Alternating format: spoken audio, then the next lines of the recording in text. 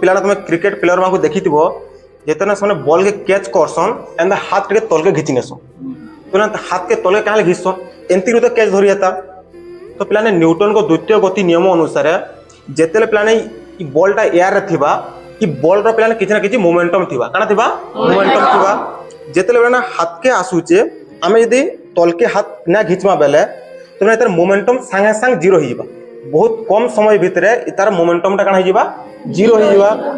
जदि पिलाने आमे हाथ के तल के घिचमा बेले मोमेंटम जीरो होले कि टाइम अधिका लागबा तो पिलाने जदि टाइम अधिका लागबा बेले काना हेबा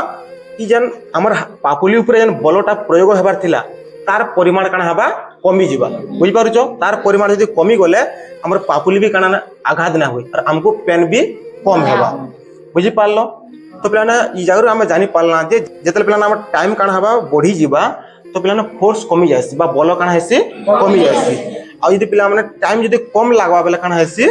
हमर बलर परिमाणटा काना हेसी बढ़ी जायसी सेतिले बोली हम काना हाथ के तल के घिची देसो। तो तुम देखिथिबो जेन हमर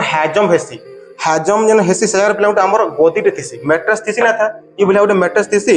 आज तले एथलेट तार ऊपर पड़बा ठीक देखो तल के दबी जायसी